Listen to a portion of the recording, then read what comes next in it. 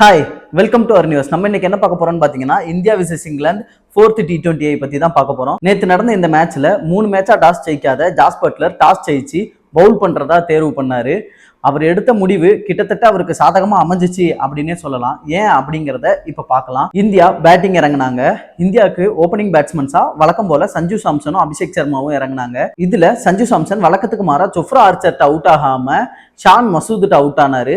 அதுக்கு அடுத்த பாலே உள்ள வந்த திலக் வர்மா பாலே சுத்தி அவுட் சைடு எட்ஜ் எடுத்து தேர்ட் மேன்ல கேட்ச் ஆகி அவரும் வெளியேறினாரு. ஸோ ஷாக் மேல ஷாக்கு. ஸோ இதுக்கப்புறம் எப்படி ட்ராக் போகுது அப்படின்னு யோசிச்சுட்டு இருந்த நேரத்துல கேப்டன் உள்ள வந்தாரு. சரி, அவராவது ரெஸ்பான்சிபிளா ஆடுவாரு அப்படின்னு நினைச்சுக்கிட்டு இருந்த நேரத்துல 3 பால் ஃபேஸ் பண்ணிட்டு 4வது பால் ஸ்லிப்புலேயே கையில கேட்ச் கொடுத்துட்டு வெளியேறினாரு. ரொம்ப ஒரு என்ன சொல்றது அப்படின்னா, அந்த மேட்ச் பார்த்துட்டு இருந்தப்பவே என்னடா இது ஒரு சப்ப பால், இதுக்கு போய் வரிசை அவுட் ஆகுறாங்களே, அதுவும் கேப்டன் இப்படி ஒரு மட்டமான அவுட் ஆகுறாரே அப்படிங்கிற மாதிரி தான் எனக்கு இருந்துச்சு. ரொம்ப என்ன சொல்றது, ஃப்ரஸ்ட்ரேட்டடா இருந்தது. அதுக்கப்புறம் சரி, இந்தியா அவ்வளோதான், முடிய போகுது, முடிஞ்சிருச்சு அப்படிங்கிற மாதிரி தான் இருந்துச்சு கேமு. அதுக்கப்புறம் உள்ள வந்த சிவம் தூபே அபிஷேக் சர்மா கூட ஜோடி சேர்ந்தாரு. இந்த இடத்துல அபிஷேக் சர்மாவை பாராட்டணுங்க. அதுக்கடுத்து அபிஷேக் சர்மா ஆடின ஷாட்ஸ் எல்லாமே சூப்பர் ஷாட்ஸு. நல்லா டைம் பண்ணாரு பாலை, செம்மையா ஆடினாரு. ஒரு 29 ரன் குவிக்கா ஆடிட்டு அவரும் துரதிருஷ்டவசமா அவுட் ஆனாரு. சரி, அவ்வளோதான் அப்படின்னு நினச்சிட்டு இருந்த இடத்துல மறுபடியும் இன்னொரு ஜோடி சேர்ந்துச்சு. ரிங்கு சிங் புதுசா உள்ள வந்தாரு. ஸோ சிவம் தூபே, ரிங்கு சிங் 2 பேருமே இந்த மேட்ச்ல தான் உள்ள வந்திருக்காங்க. எப்படி ஆட போறாங்க அப்படிங்கிறது யாருக்குமே தெரியல. எல்லாருமே ஒரு எதிர்பார்ப்போட தான் காத்துக்கிட்டு இருந்தோம். 2 பேருமே உண்மையிலேயே சூப்பரா ஆடினாங்க. பார்ட்னர்ஷிப் பில்ட் பண்ணாங்க 2 பேரும் சேர்ந்து. இதுல சிவம் துபேயோட பங்கு கொஞ்சம் பெருசு அப்படின்னே சொல்லலாம். என்ன அப்படின்னா, ஸ்பின்னர்ஸை டேக் ஆன் பண்ணாரு வந்த உடனே. அதாவது அடில் ரஷீத் வழக்கமா இப்போ லாஸ்ட் 3 மேட்சஸ் நடந்திருக்கு. இதை எடுத்து பார்த்தீங்கன்னா, அடில் ரஷீத்தை பெருசா யாருமே அடிக்கவே இல்லை, அட்டாக் பண்ணவே இல்லை. கிட்டத்தட்ட அவரோட எக்கனாமியே ரொம்ப கம்மியாக தான் இருந்துச்சு 3 மேட்ச்லையும். ஆனால் வந்த உடனே டேக் ஆன் பண்ணார் அடில் ரஷீத்தை சிவம் தூபே. ஸோ மேட்ச் மாறின இடம் அதுதான் அப்படின்னே சொல்லலாம். அந்த அளவுக்கு ரொம்ப ஃபோர்ஸ்ஃபுல்லா ஆடினார் அவரு. அவர் டேக் ஆன் பண்ணதுனால தான் இந்தியாவுக்கு ஒரு மொமெண்டம் ஷிஃப்டே கிடைச்சிது அங்கிருந்து. இல்லை அப்படின்னா ஒரு டிஃபென்சிவ்லேயே போயிருப்பாங்க. இது எப்படின்னா தேர்ட் மேட்ச் மாதிரி ஆயிருந்திருக்கும். ஃபுல் டிஃபென்ஸ்ல போய் இந்தியா ஃபுல்லா லாக் ஆயிருந்திருப்பாங்க. ஆனால் அந்த ப்ரெஷரை ஓப்பன் பண்ணி விட்டதே சிவம் தூபே தான். அதுக்கப்புறமா ரிங்கு சிங்ஸும் நல்லா நிறைய ஷாட்ஸ் ஆடினாரு. இறங்கி நிறைய மிடான் மேல அடிச்சாரு, நிறையா பிக் பண்ணாரு. ஆனாலுமே கடைசியில் அவரும் தேர்ட் மேன்ல எட்ஜ் எடுத்து துரதிருஷ்டவசமா அவுட் ஆனாரு. நம்ம போன மேட்ச்ல சொல்லியிருந்தோம், பின்னாடி ஹர்திக் பாண்டியா ஒரு மந்தமான ஆட்டத்தை வெளிப்படுத்தி இருந்தாரு அப்படின்னு. ஆனா இந்த மேட்ச்ல அதுக்கு அப்படியே ஆப்போசிட்டா ஹர்திக் பாண்டியா ஒரு வேற மாதிரியான ஆட்டத்தை வெளிப்படுத்தினாரு. இறங்குனதுல இருந்தே ஃபுல்லா அக்ரெசிவ் மோட்ல தான் இருந்தாரு. எங்கடா அடிக்கலாம், விரட்டி விரட்டி அப்படிங்கிற மாதிரி தான் டைம் பண்ண ட்ரை பண்ணாரு. ஆனால் நிறையா இது கனெக்ட் ஆகவே இல்லை அவருக்கு. ஆனால் அதுக்கப்புறம் பின்னாடி கனெக்ட் ஆனதெல்லாம் வான வேட்டி தான்.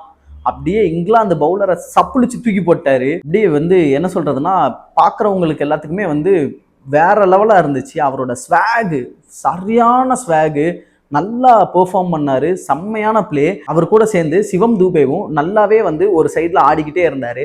அவருக்கு நிறைய பேக் ஆஃப் த லென்த் போட்டுக்கிட்டே இருந்தாங்க. ஏன்னா அவர் அடிக்க விடக்கூடாதுங்கிறதுக்காக. ஏற்றி போட்டாலே வெளியே போயிருது பாலு. ஸோ அவங்களுக்கு வேற ஆப்ஷனே இல்லை. பேக் ஆஃப் லென்த்தில் அவர் ஆட வைக்க ட்ரை பண்ணிகிட்டே இருந்தாங்க. நிறைய பவுன்சஸ் ட்ரை பண்ணாங்க.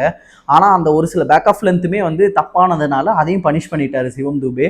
ஸோ ஒரு கட்டத்தில் 2 பேருமே 53 ரன்கள் சேர்த்தாங்க. இதில் ரிங்கு சிங் நடுவில் ஒரு 30 ரன்கள் சேர்த்தாரு. இதன் மூலமா இந்தியா 181 for 9 அப்படிங்கிற ஒரு ஸ்கோரை செட் பண்ணாங்க. ஸோ இங்கிலாந்துக்கு 182 அப்படிங்கிறது டார்கெட்டா செட் செய்யப்பட்டுச்சு. இதுல இங்கிலாந்து சார்பா ஷான் மசூத் 3 விக்கெட்டுகள் எடுத்திருந்தாரு. அந்த ஒரே ஓவர்ல 3 விக்கெட் எடுத்தார்ல, அதுதாங்க. ஸோ அதுக்கப்புறம் அவருக்கு விக்கெட் கிடைக்கல. இதுதான் இங்கிலாந்து தரப்புல எடுக்கப்பட்ட ஒரு பவுலரோட அதிகபட்ச விக்கெட் இந்த மேட்ச்ல.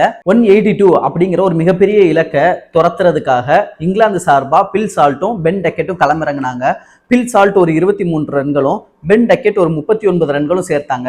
2 பேரும் பவர் பிளேவை அட்டி பிரிச்சுட்டாங்க அப்படின்னே சொல்லலாம். குறிப்பா பென் டெக்கெட் ஸ்பின்னர்ஸை போடவே அலோவ் பண்ணல. எங்க போட, எப்படி போட அப்படிங்கிற ஒரு ஐடியாவே இல்லாம தான் பவுல் பண்ண வச்சாரு. ஏன்னா அவர் எல்லா ஷாட்ஸும் ஆடினாரு. இறங்கி அடிச்சாரு, ரிவர்ஸ் ஸ்வீப் ஆடினாரு, ஸ்வீப் ஆடினாரு. பவுலர்ஸ்க்கு ஒரு ஐடியாவே இல்லை அவருக்கு எப்படி பவுல் பண்ணணும்னு. கடைசியில பவர் பிளேயோட கடைசி ஓவரில் அவர் அவுட் ஆகி வெளியேறினாரு. அங்கிருந்து தான் மேட்ச் திரும்ப ஆரம்பிச்சது. வரிசையா நம்மளுக்கு விக்கெட்கள் கிடைக்க ஆரம்பிச்சிச்சு. இதுல நடுவுல ஒரு பெரிய சம்பவம் பண்ணாங்க. அது என்ன அப்படின்னா, த கன்கஷனல் சப்ஸ்டியூட். ஆமாங்க, சிவம் தூபேக்கு வந்து பவுன்சர் போட்டதுல அவருக்கு வந்து கன்கஷனல் சப்ஸ்டியூட்டா ஹர்ஷித் ராணா வந்து உள்ள வந்தாரு. இது எந்த வகையில நியாயம் அப்படின்னு எனக்கு தெரியல. ஆனா இதை வந்து அப்ரூவ் பண்ணது மேட்ச் ரெஃபரி தான். அவரோட அப்ரூவல் இல்லாம இது நடக்க வாய்ப்பே கிடையாது. ஏன் வந்து இது நியாயம் இல்லை அப்படின்னு சொல்றேன் அப்படின்னா, லைக் ஃபார் லைக் சப்ஸ்டியூட் தான் கொடுக்க முடியும். எப்படின்னா, ஒரு பேட்டருக்கு முடியல அப்படின்னா இன்னொரு பேட்டர் தான் உள்ள வரணும். ஒரு பவுலரால விளையாட முடியலன்னா இன்னொரு பவுலர் தான் விளையாடணும். அதே மாதிரி தான் ஒரு பேட்டிங் ஆல்ரவுண்டர்னா இன்னொரு பேட்டிங் ஆல்ரவுண்டர் தான் வரணும். ஆனா இவர் ஏன் வந்தாரு அப்படின்னு தெரியல. அது போக ஸ்குவாட்ல ஆல்ரெடி ரமன்தீப் சிங் வேற இருந்தாரு. ஆக்சுவலா அவர் தான் வந்திருக்கணும். அவருக்கு பதிலாக இவரை எப்படி கொண்டு வந்தாங்க அப்படின்னு தெரியல. மேட்ச் ரெஃபரியும் இதை அலோவ் பண்ணியிருந்திருக்காரு. இதனால இங்கிலாந்தோட தலையெழுத்தே இந்த மேட்ச்ல மாத்தி எழுதப்பட்டுச்சு. ஆமாங்க, ஹர்ஷித் ராணா வந்தது மட்டும் இல்ல, 3 விக்கெட் எடுத்தாரு. இங்கிலாந்தோட முக்கியமான பேட்டர்ஸை அவர் தான் விக்கெட் எடுத்தாரு. அதனாலதான் இந்தியா வந்து வெற்றி அடைஞ்சாங்க அப்படின்னே சொல்லலாம். இதுல ரவி பிஷ்னாய் வேற ஒரு 3 விக்கெட் எடுத்திருந்தாரு. ஆனா இந்த ஹர்ஷித் ராணாவோட இந்த ஒரு இதுதான் வந்து மிகப்பெரிய பேசும் பொருளா இருக்கு. இதுல குறிப்பா இன்னொரு விஷயம் இருக்கு. என்ன அப்படின்னா, இந்த மாதிரி கன்கஷனல் சப்ஸ்டியூட்டா உள்ள வந்த இந்த ஹர்ஷித் ராணாவோட டெபு மேட்ச் இது. T20 ரெக்கார்ட்ஸ்லயே டெபுல கன்கஷனல் சப்ஸ்டியூட்டா வந்த ஒரே பிளேயர் இப்போதைக்கு இவர் தான். ஸோ இவரே வந்து நம்ம இந்த மாதிரி தான் டெபு ஆகும் அப்படின்னு நினைச்சு கூட பார்த்துருக்க மாட்டாரு. அந்த மாதிரி டெபு தான் இவருக்கு கிடைச்சது. அதை கரெக்டா யூட்டிலைஸ் பண்ணியிருக்காரு அப்படின்னு சொல்லலாம். ஆனா இதுல வந்து பட்லருக்கு பெரிய லெவல்ல விருப்பங்கள் இல்லை அப்படிங்கிறது அவரோட ஃபேஸ் கட்டை பாக்குறப்பவே தெரிஞ்சது. இது எந்த அளவுக்கு வந்து பிரச்சனைகளை உருவாக்கும் அப்படின்னு எனக்கு தெரியல. இது வந்து சரியா தப்பா அப்படின்னும் எனக்கு கரெக்டா தெரியல. ஏன் அப்படின்னா, மேட்ச் ரெஃபரி இதை அப்ரூவ் பண்ணியிருக்காரு.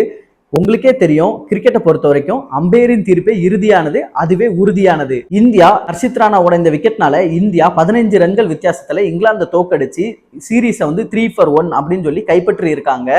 அடுத்த மேட்ச் மும்பைல நடக்க போகுது. அடுத்து என்ன நடக்க போகுதுங்கிறத பொறுத்திருந்து பார்க்கலாம். உங்க யாருக்காவது கன்கஷனல் சப்ஸ்டியூட் பத்தி முழு விவரம் தெரியணும் அப்படின்னா கீழே கமெண்ட் பண்ணுங்க. நான் வந்து கண்டிப்பா அதுக்கு ஒரு வீடியோ தனியா ரெடி பண்றேன். நெக்ஸ்ட் மீட் பண்ணலாம். பாய்.